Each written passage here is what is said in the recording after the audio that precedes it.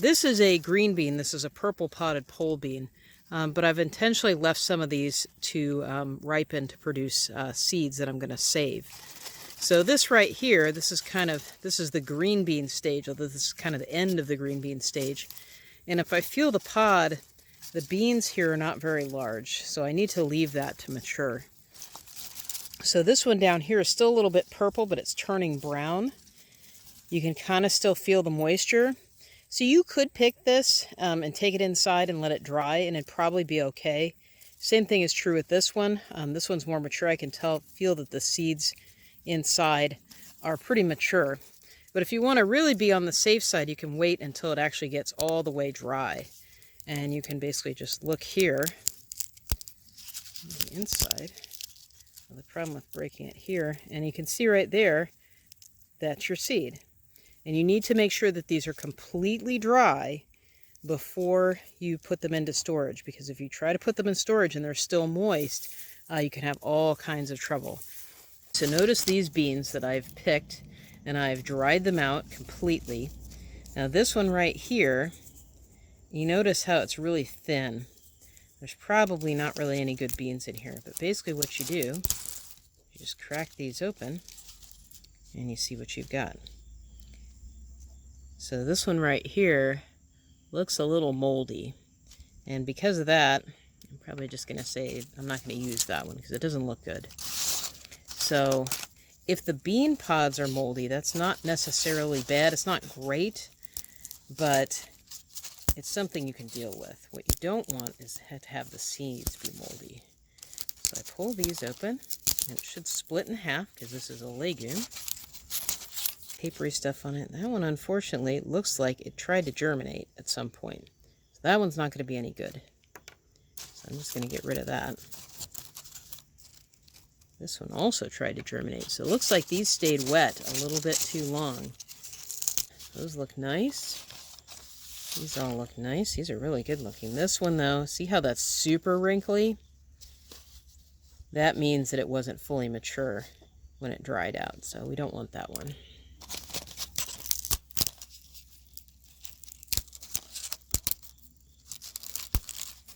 So there we go. Look at that. And some more nice. This is a really nice. This produces some nice beans. So you can also, even though this is technically a green bean, you can also use these as dry beans. You could make soup out of something like this. So if you get tired of picking your green beans, you just let them mature, and then you can have basically beans for bean soup. I can show you something I actually did wrong here. These guys right here, and these are actually bush beans. And remember that green beans and dry beans are basically the same thing. Even if they're a little bit wrinkly like this, they'll probably be okay. It's better if they're nice and filled out, but these will work. So one of the things you want to do when you pick these, even if you pick them when they're still moist, they need to dry out. And I put these in a plastic bag, and I thought the plastic bag was open enough that they would dry out, but this is actually still wet. And it molded. And the seeds inside were viable, but unfortunately it stayed so wet that they actually started germinating. So because of that, I mean, these are going to be unfortunately useless for saving for next year. So if you ever see this, like these are, if I wanted to grow some pole beans now, I could put them in the ground, but unfortunately they're not going to be good for seed saving. A couple of them seem to have not germinated, and these are still moist, so they need to dry. So same thing over here. I had another bean that was staying wet, but after seeing this one, I went ahead and pulled them out. Now here, you can see how much larger these are than these, but that's because these are wet.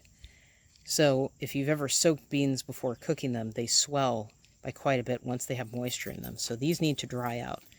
So this is one of the things I like doing, is putting them on just a paper plate to make sure they get as much air as possible.